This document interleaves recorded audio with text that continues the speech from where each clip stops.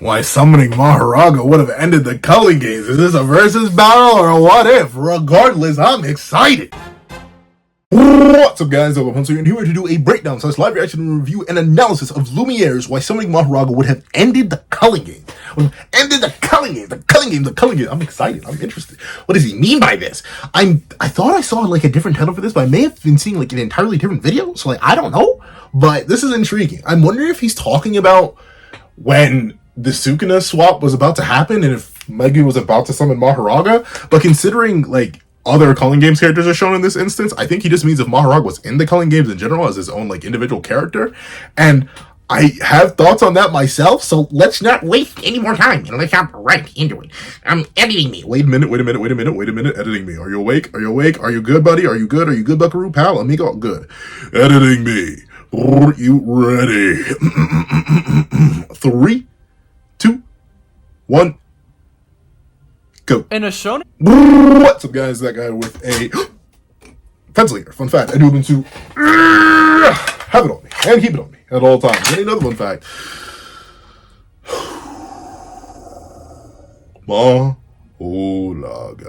Mahoraga. Now, he's a character, or it's a thing, a technique that I've been like all over the place about. Especially like now that the series is over and I'm doing my rereads and I'm prepping scripts and I'm doing battles for next year. I'm thinking of a whole bunch of stuff. And Mahoraga, he's a silly fella. He's a funny little guy because there's so many things that are like unconfirmed or confirmed or soft confirmed or maybe confirmed or not confirmed about him, right? Like he plays a big part into what Final Megami could be. He plays a big part into like certain battles in the series, whether or not they go one way or another. He's obviously the biggest like divider between whether or not you think Sukuna could have won with or without him. Like it's all about Big Raga. But if we're going with him being summoned against Sukuna specifically in that instance in the Culling Games, I agree with Lumiere in the sense that that would have broken the Culling Games because without that if Sukuna hadn't stopped Megumi from getting the summoning off, he would have had to fight Mahoraga for a minute. And then that would have failed, and then Yuji would have gotten control back, and then Hana would still be knocked out, and then Mahoraga may directly slaughter like Yuji and Megumi in that moment, because you know it probably would. And then Hana would wake up and probably be slaughtered too if she wasn't able to immediately get Jacob's ladder off and somehow get them healed. The other thing, if Mahoraga was just in the Culling Games, I do agree, it solos a lot of it. The only character it likely doesn't solo is Ryu, if Ryu takes it seriously. That's it. Because if I'm thinking about it, no one... Oh, and Yorozu, if she immediately domains with True Spear. Because the big issue that anyone in the Culling Games has is that none of them have one-shot potential.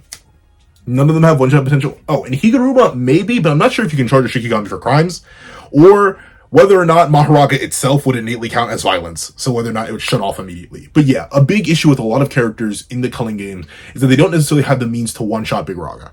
Even like for the hero side of it, Yuji obviously loses, Megumi obviously loses to Raga, no doubt, he'd probably be the one summoning it. And think who am I thinking of? Other heroes. Oh, Yuta. Honestly, Culling Games Yuta gets mopped up pretty convincingly by Big Raga. Without Jacob's ladder, that man does not have an easy win con. I don't think Love Beam is big enough, y'all. Generally, if Love Beam is what we saw Love Beam to be by Sendai Yuta without any gargantuan body power or nothing, that's blowing off Raga's arm. Raga's regenerating that arm, and he's keeping it pushing. And I don't think Mahoraga and Rika are punching... I don't think Rika and Yuta are punching or slicing Mahoraga to death. It's just not enough. And then that leaves Maki, also a horrific matchup. Like, generally gets body bagged just because she is not slicing Raga out of existence. And that's it. Oh, Kashimo and Hikari also both lose. They're punching kick merchants who have tiny scale, large attacks. So, like, genuinely, yeah, I can see why Lumiere would say Mahoraga solos the Culling Games too.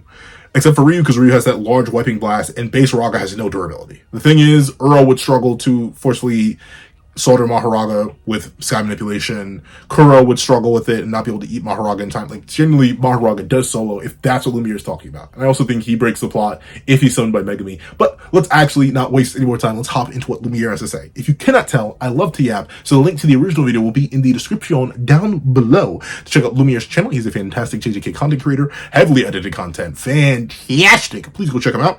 And the link to the original video will be in the description down below. And in fact, this does make you want to do something that I think I'll start soon. So I'll think about something like that later. But let's not waste any more time. Let's actually hop right into the video. In context, the Culling games is perfect for breeding battles. So many great matchups were created, but there are many matchups we'll never get to see within the Culling games. In today's video, I will be trying to bring these matchups to life, specifically with okay, for including Yuki and Kenny as part of the Culling games, I guess we would, even if they weren't in a colony. I think they also lose. And because, well, I mean, it depends on how big you think Uzumaki gets. If you think it can reach the same scale as Ryu's large granite blast, then Maharaga's cooked. Because Kenny would immediately go for that. He wouldn't waste any time with any curse or anything like that, unless there was like a curse to like suspend Mahoraga in air to make it easier to hit. But that's about it. And then Yuki like loses because we just don't know, unless she black holes. But like, oh no, black hole GG. You mean that thing that doesn't count as a win con? Yeah, but let's see. Mahoraga. How would Mahoraga perform if he were in the Culling games?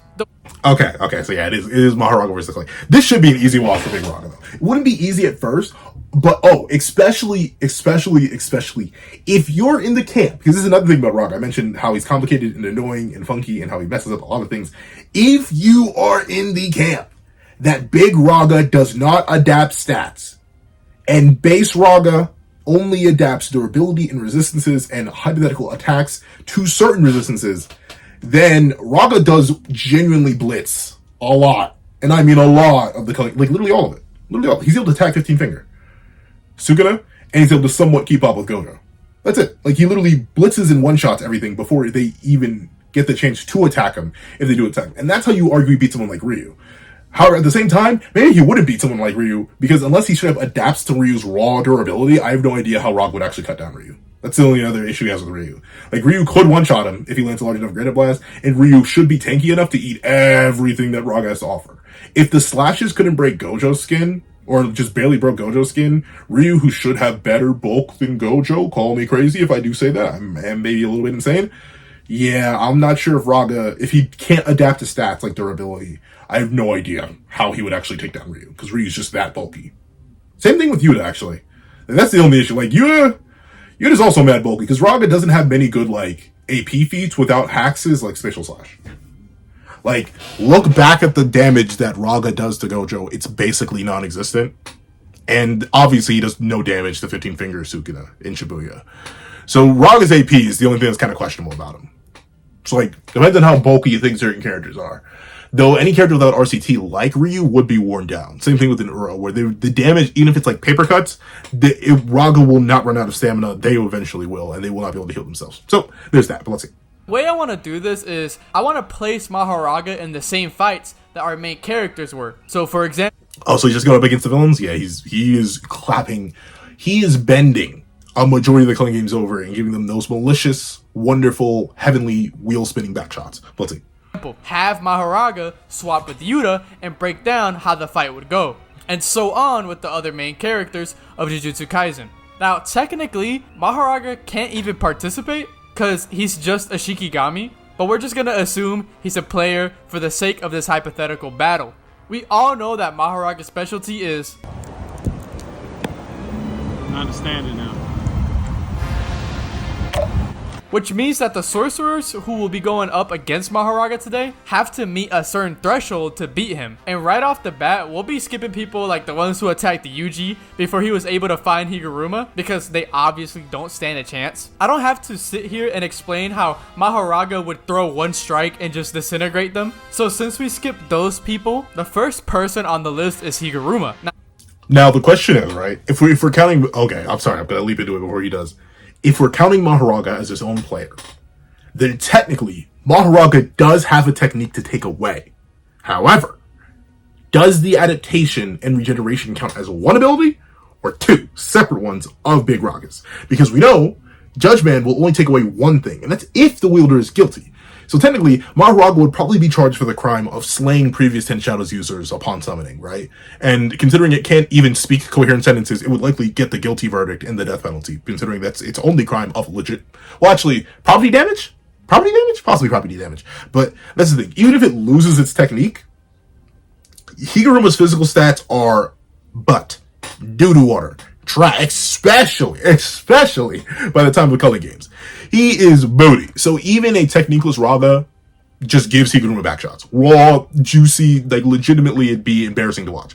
However, if you go with the idea that Mahoraga is still a technique, and the technique itself is the 10 shadows, and you like strip that away, Mahoraga instantly dies. The technique is domain trapped. But then again, if you think Raga-based stats are the same at all times except for Dura through adaptation, he could actually genuinely speed blitz Higuruma before Higuruma can activate domain.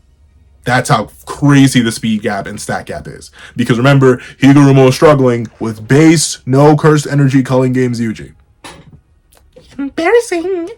Mind you, these are going to be the culling game versions of these characters, even though for someone like Higuruma, that won't really make much of a difference. Now, Higuruma is a domain-based fighter. He's like Hikari where you won't ever see them fight in base, because all of their strength relies on the effect they get from domain activation. Higuruma's main goal is to get the Executioner Sword and one-shot Mahoraga. But in the meanwhile, Mahoraga's constantly being imposed upon by Higuruma's technique within the domain. So while the trial is going on, Mahoraga is just collecting all of the information of the technique. Before Higuruma even gets the first conviction, I think Mahoraga would already be adapting to Higuruma, because just sitting in a domain which is imposing on you, like Gojo's domain, is basically free adaptation for Mahoraga, and he's gonna be able to counter this domain rather easily. I mean, unironically, bro might start speaking up on the stand on some Jayoma level defense and start slamming Higuruma until he wins the case. But in all seriousness, Mahoraga wouldn't be affected by Higuruma's domain effects, since a domain is imbued with your curse technique. Mahoraga's gonna have all of the information he needs to adapt. So even if Higuruma wins the case, so I don't think Mahoraga would be stripped of any curse energy. And I say curse energy because Mahoraga doesn't have a curse technique. He has an ability.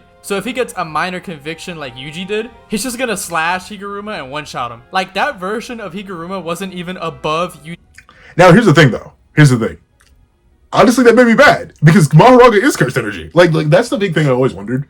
Hypothetically, let's go with the idea that Raga has no technique. Here's the thing: it works well enough for like the disaster curses, because we know the disaster curses have their techniques. The 3 disasters themselves have their disaster: water, flames, and plants, and Mahito's idle transfiguration. So hypothetically, their curse techniques would get taken away. But if you say Raga has no technique, then like, if you take away its cursed energy, it just dies. There's nothing else. It's made of cursed energy. So like, if that's actually the case, Higuruma wouldn't even have to attack it. If it loses its cursed energy to Higuruma, then it instantly poofs out of existence. It dies. The funny thing about him mentioning, it's true, the adaptation, though admittedly Higuruma has to explain it directly, it doesn't get fed into you immediately like Hikari. So I think Hikari would actually suffer more from his domain activating against Mahoraga. The thing is, I don't think that Mahoraga would adapt to the needing to defend itself rule. I think it would adapt to the no violence rule. So as Higuruma is sitting there explaining and building the case, since we know the no violence rule is the one that's consistently being implemented upon the people inside of it, then Mahoraga would just be adapting and be like, okay, I can't attack him yet. I can't attack him yet. I can't attack him yet. Oh, wheel spun, and then he'd lunge at Higuruma and decapitate him. But let's see.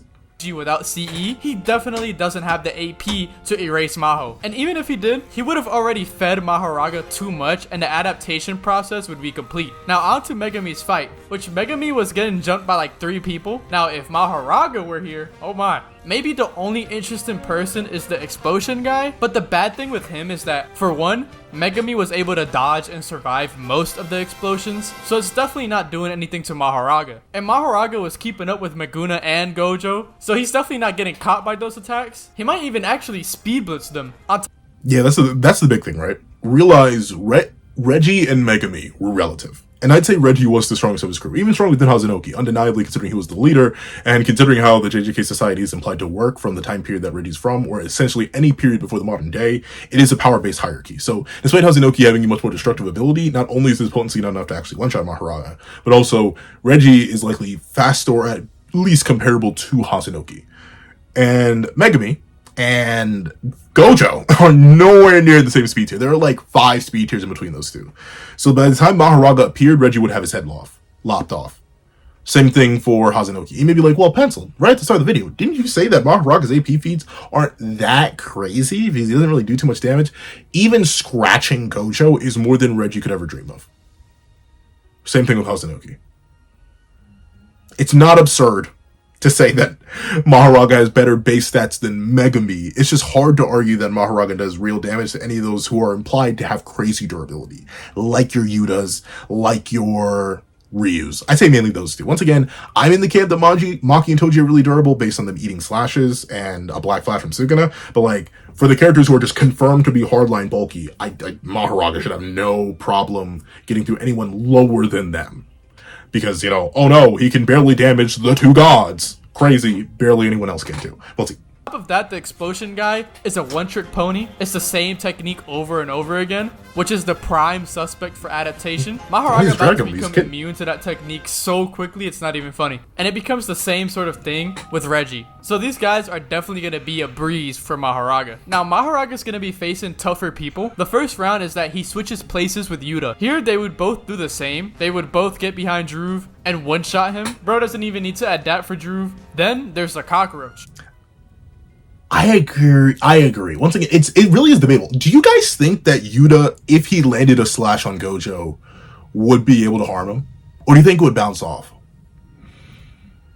The annoying thing is that's the thing, Yuta loses his sword by the time he goes to fight Ryu. Because like, there are two questions that I always ask myself, especially as I'm doing like rankings, because I did the ranking stats video a while ago, and now I'm currently working on like characters with top 10 durability in the verse, characters with top 10 AP, characters with top 10 speed, and stuff like that. And one of the impasses I'm coming to is what do I do with Ryu? Right? Because ultimately, he's implied to be the bulkiest. He has the highest output. And output clearly feeds into your reinforcement and stuff like that. Because even domain amped Yuta and Yuji apparently are not as bulky as Ryu. So like, but Gojo's a god, so like he should have higher Dura, right? But should he though? Because he doesn't have the highest output ever. And Sukuna doesn't make the same note about his durability, even though he's actually made contact with them. And then he doesn't even bring up Ryu. So Gojo should have higher Dura, right? But like, physically, I don't know, it's weird. So I'm not sure how to feel about that. But with that being the case, if you think Yuta could do the same slash that Raga did and get essentially the same results, then Mahoraga could have Yuta level AP, and then that's enough. Yuta's level AP with that sword is enough. Now you have to tear into Sukuna and stuff like that. Tear off Sukuna's arms. So like, that's good stuff. But then again, is that weird? That's so weird now that I think about it. Does Yuta have higher AP than Raga? Ew, I don't like that. Ew, but I mean, for all the Yudayukas out there, that may be the dream. But like, now that I think about it, does Yuta have higher AP than Raga? At least with the sword, right? And of course, Raga wields a sword. I mean, I guess you could argue Sukuna's physically nerfed, but then how much? Because Yuta, with his sword, tears off Sukuna's arm. But that's a 20-finger true body Sukuna, who I believe is bulkier than base Yuji Kuna and base Meguna. But then Raga doesn't really damage Gojo that much, outside that one slash. And he does no damage to 15-finger Sukuna in Shibuya. Oh, Yuta may have higher AP than Raga. Oh, that's weird. I mean, is it weird? It's kind of weird, but isn't the weirdest? What do you guys think? Now that I just like made that link. Or do you, because I guess you could argue, well, maybe by the time that Yuta's actually tearing off Sukuna's limbs with his sword, he's distracted because he's fighting multiple people. 2, he just got fried by Jacob's Ladder, so maybe his output's dropped a bit. And 3, Yuji had done all the soul punches, so his output's dropped a lot, his controls dropped. But is it lower than 15-finger Yuji Kuna? And lower than brain damage Gojo? I don't know. Interesting. I need to think about that more now. But let's see. Which is going to be way easier for Mahoraga than Yuta because he can attack with positive energy. And that's basically just existence erasure for cursed spirits. Even having 15-finger Sukuna admitted that if he wasn't in a vessel body, he would have died instantly. So Cockroach, who got blown up by Yuta's positive energy, would definitely fold with Mahoraga's positive energy. There is no doubt about that at all. Then he would have to go against Ryu and Uro. Uro isn't going to be much of a problem. She's definitely on the weaker side of them 3, and she doesn't possess the sufficient AP to one-shot Mahoraga. Mind you, Mahoraga was surviving Sukuna's slashes, Sukuna's domain. Like, to destroy Mahoraga with one hit, you have to do some crazy stuff to kill Mahoraga. And you mainly need scale. I'd say, unironically, since base Raga with no adaptation has like no Dura feeds, I mean, I'm not saying he's fragile, but like there's nothing to say. Like when we see him first get hit with Sukuna slashes, they cleave straight through him. Like they go straight through him. It's just that they weren't big enough. They weren't enough to immediately one-shot Raga because Raga can heal from stuff like that. That's the issue Ura runs into. We're like, yeah, she should be able to damage Raga, but even if she blows off an arm, Raga will just will be fine.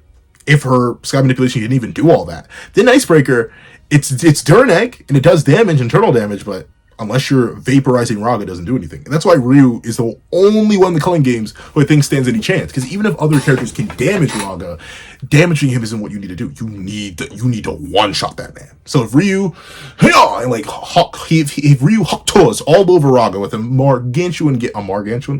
gargantuan granite blast, then we good, we cooking. But if he dares to do any of them tiny ones he did against Yuta, and Raga palms one of them bad boys, loses a hand, that hand's coming back, that wheel's spinning, and Ryu's doing no damage.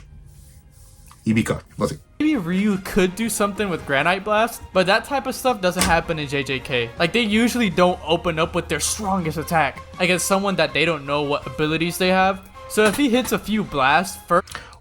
Well, I guess he's right, because he does go to immediately fist fighting Yuta when Yuta runs up on him. But technically, Ryu actually, like, then again, he does it against Sukuna. He does it against Sukuna because he's, like, fear-haxed. But out of the two fights we have for Ryu, he does open with his large beam. Of course, he's far away from Ryu and Uro, but like from Yuta and Uro. So maybe that's why he does it, just for the scale range, so he wipes out a whole chunk of the area. But technically, it's a 50-50 whether or not he opens with that. On the 50-50 that he does open and Raga doesn't blitz him or blitz around it and like attempt to dodge it, then Ryu may be cooking. Ryu may be cooking, but that's it. First, like just his normal blast, Mahoraga would just adapt, like he did with Sukuna. But Yep. out of everyone so far, Ryu has the best chances of taking care of Mahoraga. You also have to keep in mind though that Mahoraga is a fighting beast. Like in the anime, he was moving crazy. He really was moving like if he was Superman. What's bad for Ryu though, is that Mahoraga takes longer the more complex the technique is to break down. Ryu's technique is extremely simple. Mahoraga might adapt off the first blast. Additionally, with Mahoraga's crazy healing, it's very unlikely Ryu could do anything. It is possible though, for sure, and Uro should be easy for Mahoraga. Ryu is more of a threat, but due to the extreme simplicity of his technique, Mahoraga should be able to adapt quickly and defeat Ryu with ease. One of the other opponents is Charles. I'm gonna talk about him pretty quickly, because One shot. to be quite frank, he's just fodder. He has no attacks that could one-shot Mahoraga. Mahoraga is way quicker and stronger. He doesn't even need to adapt to beat Charles. Like, Mahoraga is probably so superior that even if Charles can see his next movement, he's probably not going to be fast enough to react to dodge to the attacks. But he can easily adapt to Charles' technique, especially since it's in effect constantly. Yeah, Charles is absolutely cooked. The next opponent within the Culling games for Mahoraga is Hajime Kashimo. A huge thing for Kashimo in base has been his hand-to-hand combat. We saw this in the Hikari fight and also his lightning strikes, which isn't a curse technique, it's just CE manipulation because his curse energy trait is electricity. Now that Thing is though, it doesn't matter. It's because of Raga's survivability and regen. I'm in the camp that Raga would take damage. 100%. If a bolt hit Raga, it's doing major damage to Raga. It's tearing off an arm. It's blowing a chunk in him. But it's just not enough. It's just not enough. You need a beam, or you need something like the flame arrow. You need either absolute atomization, like a Dragon Ball attack, or in this case, unlimited hollow, or a hollow purple, or red, like Gojo was initially planning to do against Raga, before he realized he was adapted. Or you need something on the drastic scale and like actual atomic destruction, like flame arrow, which is what he got. Those are the only two things that are shown to slay Mahoraga, because they eradicate everything before you can regen. But a lightning bolt just isn't enough. Punching and kicks just aren't enough. It's why Uro, despite having Duran Egg, would be able to do nothing, because she can't vaporize him. You need to vaporize Raga, and not just a piece of him, all of them. It's why I think the Raga versus Yuta matchup before Jacob's Ladder, where ultimately Yuta can now, like, Shinjuku Yuta versus Sendai Yuta, two completely different fights, all because of Jacob's Ladder. Jacob's Ladder is what sends Yuta to the extreme and makes sure he doesn't have to worry about it. Because I don't think Yuta is taking out Raga with just a love beam that he has access to now, because they just aren't big enough in scale. But let's see. doesn't stop Mahoraga at all. If anything, it makes it easier for Mahoraga to adapt to Kashimo, because since his curse energy has that electric trait, anytime Kashimo defends or attacks with curse energy, he's gonna be adapting to Kashimo. And the reason why is because Mahoraga's adaptation doesn't limit itself to curse techniques only. It adapts to any and all phenomena. Similar to Ryu, Kashimo does have a very high output attack, which is the lightning strike, but the only problem is that unlike Ryu's, the damage radius is so small. And what I mean by that is that it's very precise. It's not like Ryu's where his blast radius was very large, which could cover all of Mahoraga. Kashimo's lightning can't do that. He typically seemed to aim for a specific part of the body, and against Mahoraga, that doesn't seem effective at all, since his regeneration is insane. Especially if Kashimo tries to, I guess, throw hands with Mahoraga, he's gonna adapt before Kashimo charges up his lightning strike. Because once again, the easier the concept, the faster Mahoraga adapts. And it's literally just lightning, so it should be easy for Mahoraga to adapt. If you can adapt the switch manipulation, you can adapt the lightning. Oh, but the one thing I wanted to say, because I don't think you'll mention it because we're talking about Culling Games characters, but let's say you were to bring out Mythical Phantom Beast Amber Kashimo, right? I could give you that he may be relative to Raga in speed now and or faster. Issue is, we don't know how big his electromagnetic waves can get. That's the main issue. If we could had seen one that was like big enough to consume something Raga size, they'd be like, yeah, oh, that wipes.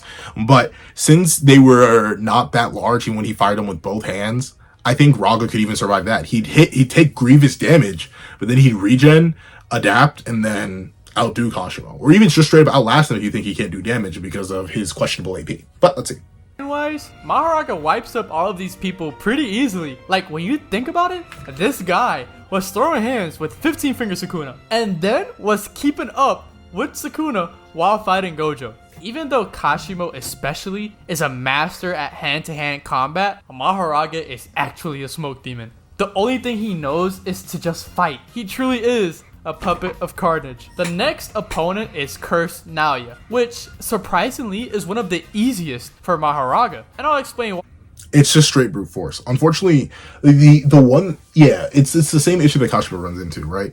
Where, say Mahoraga does get hit with the projection sorcery technique, it's not going to do enough damage. It will not actually shatter Raga. If Maki was able to stay in one piece after a collision at Mach 3, so will Raga. Like, come on now. And then, if let's say domain drops, right? Naoya goes to domain. Raga's going to get hit by the cell separation once, twice. It's going to regenerate twice, thrice, and then it's going to adapt twice, hex ice, and then boom. It's fine. Then it gives Naoya back shots. And you can definitely argue, thanks to its feats on Gojo and fighting alongside Sukuna and being able to tag him, unironically, Raga may still blitz Naoya. Once again, like, and that's the thing. And also, now he's a cursed spirit, so he gets one shot by just touching Raga's blades. Like, he's genuinely good. Let's see. So Naoya's technique is extremely hard for people who can't see through his technique. For example, Kamo in the Culling games was struggling, but someone who has gained the vision to see through a technique like his can counter him extremely easily, like Maki. But luckily for Mahoraga, he has about the same vision as Maki. Sukuna makes this comparison, and there's more nuance to it, but I'd rather leave that to a more narrative type of video. The point is, Mahoraga is gonna perfectly be able to predict Naoya. Like, the whole thing with Maki is that she can read the technique much better, and that's literally Mahoraga's thing. Like, Mahoraga. Okay. In defense of that, I wouldn't use that argument. I just use the RCD blade one tap. Mainly because the reason that Sukuna compares Maki to Mahoraga is because Mahoraga very specifically adapted the ability to perceive Sukuna slashes.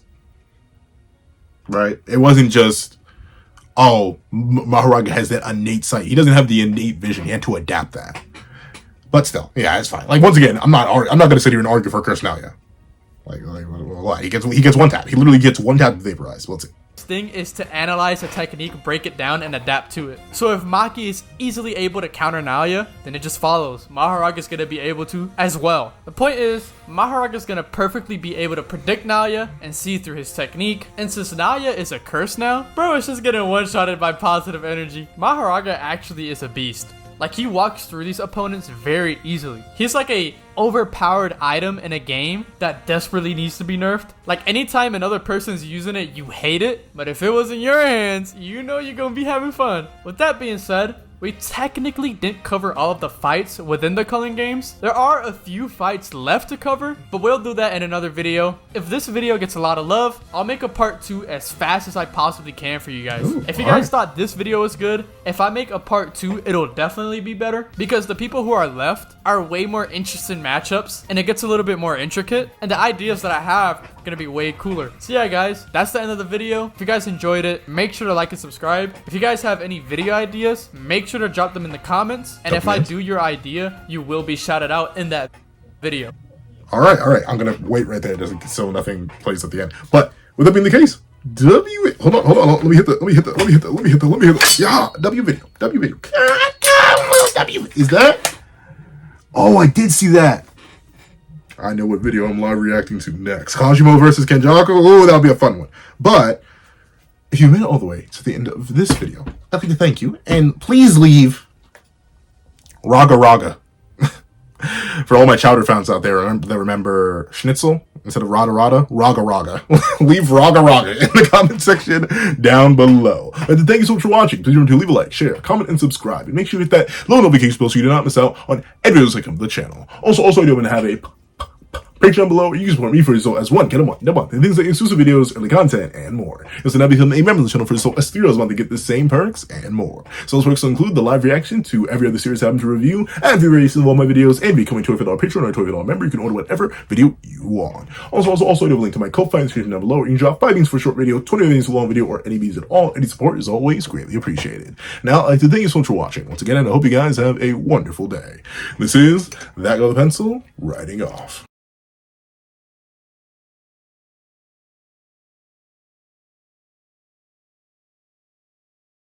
I'd like to give a thank you to our sketch tier members: Greyhound, Eternal Flame, Red Wolf 4765, Astro, Super Flame Zero, Brandon Payne, Glacier XE, and G Prosper. And then I'd like to give a big old thank you to our line art tier patrons: Sean, Midnight Lord 21, Kevin, Encarnacion, Igneo Lind, and A+A. And I'd like to give a big old thank you to our Ink tier members: Fine, Austin Wimberly Euchia, and Yuki Alla. Then I'd like to give a big old gargantuan thank you to our digital art tier members: J Warrior and AZ Void. Then I'd like to give a big gargantuan thank you to our colored art tier patrons: Overlord Zero, Joaquin Munoz, and Item Okami. And I'd like to give a final gargantuan, supersized, sweet mother of mercy, that kidney will be yours one day, or the Black Myth video, whichever comes first, possibly both. That guy with a pencil tier patron, Calvin Elder.